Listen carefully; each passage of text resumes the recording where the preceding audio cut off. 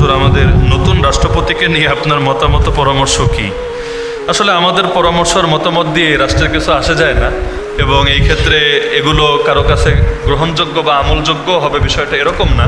তারপরে প্রশ্ন যেহেতু করেছেন, জাস্ট হাদিসকে সামনে রেখে দুই একটা পয়েন্ট বলা যায়। এক নম্বর হলো, আল্লাহ রসুল একটা দোয়া শিখিয়েছেন আমাদেরকে, যে দোয়াটা আমরা খুতবায়ও মাঝে মাঝে করি। আল্লাহুম্মা লা তুসাল্লিত আলাইনা মান লা ইয়াখাফুকা ওয়া লা ইয়ারহামুনা। এমনকি ওই যে উমরা সফরে গিয়ে রমজানে আল্লাহ তাআলা এই তৌফিক দিয়েছেন, ওই সময় রমজানে মক্কা মদিনায় লম্বা দোয়া হয় বেতরের নামাজের শেষ রাকাতে আর কি। বেতরের নামাজ তো পরেই প্রথমে 2 রাকাত, পরে সালাম ফিরে আবার 1 রাকাত। তো ওই 1 রাকাতে লম্বা দোয়া করে, এমনকি আমি একবার পেয়েছিলাম শেখ সুদেশ 40 মিনিট দোয়া করেছে। 40 মিনিট বাংলাদেশে করলে মুসল্লিরা ওই দিন ইমামের চাকরি নট করে দিবে। বাকি একদম 40 মিনিট দোয়া করেছে। বাকি আলহামদুলিল্লাহ সবাই এটা খুব আগ্রহের সাথেই করে। তো ওইখানেও প্রায় দিনে দেখতাম এই দোয়াটা করে, আল্লাহুম্মা লা তুসাল্লিত আলাইনা বিদুনুবিনা মান লা ইয়াখাফুকা ওয়া লা ইয়ারহামুনা। এর অর্থ হলো, হে আল্লাহ, আমাদের পাপের কারণে আমাদের উপরে এমন শাসক চাপিয়ে দিয়েন না যার মধ্যে 2টা গুণ নাই। কোন 2টা গুণ? 1 নম্বর হলো যে আপনাকেও ভয় করে না, 2 নম্বর যে আমাদের উপরেও দয়া করে না। আল্লাহ এমন শাসক আমাদেরকে দিয়েন না যে আপনাকে ভয় করে না, মানে তাকওয়া নাই, এবং আমাদের উপর রহম করে না। এই হাদিস বা এই দোয়া, নবীর এই দোয়া সামনে রাখলে একটা শিক্ষা পাওয়া যায়। কি শিক্ষা জানেন? যে শাসক হতে হবে, শাসক সে যেই লেভেলের শাসকই হোক না কেন, শাসক হতে হবে এমন তার মধ্যে 2টা গুণ মাস্ট লাগবে। এই লাগবে, 1 নম্বরে আল্লাহর ভয় আছে, কারণ আল্লাহর ভয় না থাকলে দুর্নীতি করবে। আল্লাহর ভয় না থাকলে সে বিভিন্নভাবে রাষ্ট্রের সম্পদগুলোকে ব্যক্তিগত সম্পত্তি বানিয়ে ফেলবে। যেমন হাদিসে আছে, কিয়ামতের 15টা আলামতের একটা আলামত হলো ইযা তুখিদাল ফাইউ দুয়ালা।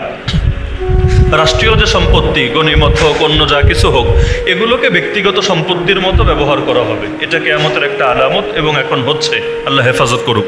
তো এখন যাদের ভেতরে আল্লাহর ভয় নাই এদের দ্বারাও সমস্যা হবে, আর যাদের ভেতরে জনগণের উপর দয়া নাই, সৃষ্টির প্রতি দয়া কিন্তু সবার ভেতরে থাকে না। আল্লাহ নবী সাল্লাল্লাহু আলাইহি ওয়াসাল্লাম একদিন তার নাতিকে কোলে নিয়ে আদর করছেন, গালে চুমু খাচ্ছেন। এক সাহাবী এসে বললে, ইয়া রাসূলুল্লাহ, কি করেন এটা?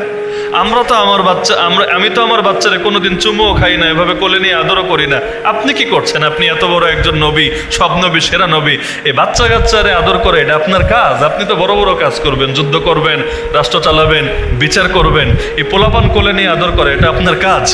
আল্লাহ রাসূল সাল্লাল্লাহু আলাইহি ওয়াসাল্লাম বললেন, শোনো, আল্লাহ যদি কারো দিলে দয়া না দেয়, স্নেহ না দেয়, মহাব্বত না দেয়, আমি কি করব?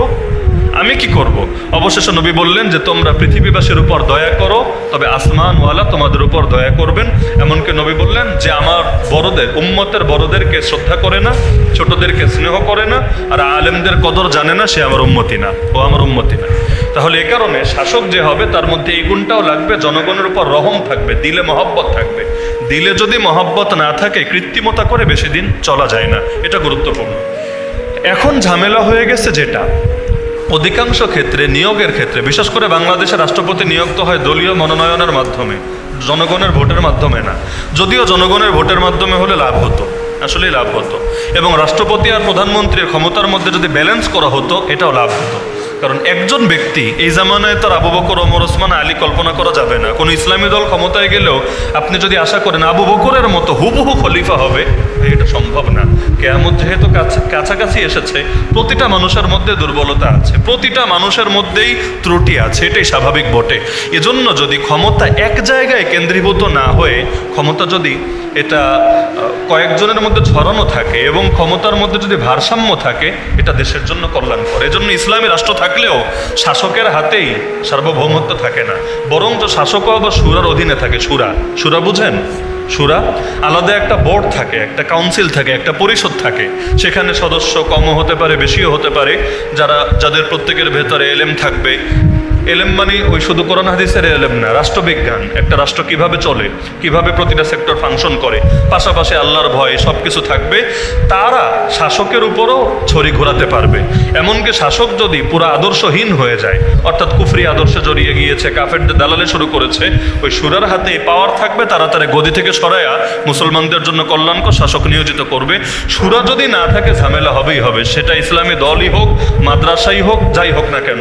এজন্য ভালো মাদ্রাসা রাষ্ট্রগুলোতেও মুহতামিমের হাতে একমাত্র পাওয়ার থাকে না, উপরে আবার শুরা থাকে, শুরা, এবং শুরায় ভালো ভালো আলেমরা থাকে, তারা দেখে যে প্রিন্সিপাল ঠিক আছে নাকি কোনো জায়গায় শরীয়তের বিধান লঙ্ঘন হচ্ছে, বাচ্চাদের হক নষ্ট হচ্ছে। অথচ বাংলাদেশে শুরা কই? বাংলাদেশে সুরাটা কোথায়? সুরা যদি থাকতো তাহলে বিগত সময়েও কেউ এত ফ্যাসিস্ট হতে পারতো না, এত বড় স্বৈরাচারী হতে পারতো না। সুরা কন্ট্রোল করে ফেলতো, যখন দেখতো সীমা লঙ্ঘন করে ফেলছে তাকে ওয়ার্নিং দিত, ওয়ার্নিং এর কাজ হলে আলহামদুলিল্লাহ, না হলে বলতো তোমারে সরায়া আমরা আরেকজনকে বসাচ্ছি। অথচ এই সিস্টেমটা ইসলামে আছে, কিন্তু আমাদের এই রাষ্ট্রগুলোতে নাই। তো এখন রাষ্ট্রপতি আর প্রধানমন্ত্রীর ক্ষমতার মধ্যে যদি ভারসাম্য থাকতো, আর রাষ্ট্রপতিও জনগণের ভোট দ্বারা নির্বাচিত হতো, একসময় তো হতো, বাংলাদেশেও হতো, ওই হাফেজ জিহুজুর রহমাতুল্লাহ রাষ্ট্রপতি নির্বাচনে দাঁড়িয়েছিল। এখন বাংলাদেশের রাষ্ট্রপতিটা হলো ওই ব্রিটেনের রাজার মতো। ব্রিটেনে একসময় রাজতন্ত্র ছিল, এজন্য তখন রাজা ছিল, রানী ছিল। এখন রাজতন্ত্র নাই, গণতন্ত্র এসেছে, কিন্তু ঐতিহ্যটা ধরে রেখেছে। ঐতিহ্য ধরে রেখেছে কিভাবে? যে নামকাও আসতে একটা পদ আছে, রাজা রানী, যাদের হাতে ক্ষমতা না, যারা চাইলেও দেশ চালাতে পারবে না, যে কোনো জিনিসকে লিগ্যাল ইলিগ্যাল ঘোষণা দিতে পারবে না, কিন্তু তাদের কাজ হলো ভার্সিটিতে গিয়ে সমাবর্তন অনুষ্ঠানে বাচ্চাদেরকে বিদায় দিবে, বিভিন্ন অনুষ্ঠানে গিয়ে ফিতা কেটে উদ্বোধন করবে, বরকতি কাজ আর কি। তো এখন বাংলাদেশেও যখন ব্রিটিশের আদলে গণতন্ত্র গ্রহণ করা হলো, বাংলাদেশের গণতন্ত্র কিন্তু আমেরিকান সিস্টেমে না। আমেরিকায় দেখবেন প্রেসিডেন্টের হাতে পাওয়ার, তাই না? ট্রাম্পের হাতে যেমন এখন পাওয়ার, কিন্তু বাংলাদেশে প্রেসিডেন্টের হাতে না। একটাকে বলে প্রেসিডেন্সিয়াল ডেমোক্রেসি, আর একটা হলো এই সংসদীয় ডেমোক্রেসি, সংসদীয় পার্লামেন্টারিয়ান এই সিস্টেম। তো বাংলাদেশের সিস্টেমটা হলো ব্রিটিশের আদলে। বলবেন কেন? কারণ ব্রিটিশরা তাড়িয়েছে, ব্রিটিশের আদর্শের জাতি তারাই নেই। এখনো পর্যন্ত ব্রিটিশের আইন, ব্রিটিশের সিস্টেম, ব্রিটিশের ফর্মুলা সব কিছু আঁকড়ে ধরে আছে। তো এখন ব্রিটিশের মধ্যে তো রাজা আছে, রানী আছে, এখন বাংলাদেশে রাজা রানী পাবে কোথায়? রাজা রানীর বংশও নাই, এবং বংশীয় সিস্টেমে রাজা রানী বানানোর সিস্টেমও নাই। তো ভাবলো আমরা একটা প্রেসিডেন্ট রাখি, ওই নামকেও আসতে প্রেসিডেন্ট, যে গিয়া ফিতা কাটবে, যে গিয়া বিদায় দিবে, ইত্যাদি ইত্যাদি বরকতি কাজ করবে। এজন্য হামিদ সাহেব যখন প্রেসিডেন্ট ছিল কিশোরগঞ্জের, মাঝে মাঝে দুষ্টুমি করে বলতো যে আমারে যা লিখে দিয়েছে, আমার তো এর বাইরে বক্তব্য দেওয়ার সুযোগ নাই, আমাকে যা বলতে বলেছে হবু আমি তা বলবো। এটা আসলে কোনো আদর্শ পদ্ধতি হতে পারে না। তো এখন ব্যক্তিকে এটা বিষয় না, আমি মনে করি রাষ্ট্রপতি এবং প্রধানমন্ত্রীর ক্ষমতার মধ্যে যদি ব্যালেন্স করা যায়, এবং রাষ্ট্রপতি এবং প্রধানমন্ত্রী উভয়ের মধ্যে এই গুণ যদি সবসময় থাকে, যে আল্লাহর ভয়ও থাকবে, জনগণের প্রতি দয়াও থাকবে, তাহলে একটা দেশ এবং এ দেশের জাতি উপকৃত হতে পারবে। তা হাদিস সামনে রেখে আমরা মোটামুটি এই বার্তাটাই পাই। বাকি বাংলাদেশের সিস্টেমে কে রাষ্ট্রপতি হলো না হলো এটা নিয়ে আমার বিশেষ কোনো আগ্রহ নাই, কারণ এই দেশের রাষ্ট্রপতির হাতে কোনো ক্ষমতাও নাই এবং তার বিশেষ কোনো কাজও নাই। তার কাজ সাইন দিবে আর বিভিন্ন জায়গায় বরকতি কাজ করবে।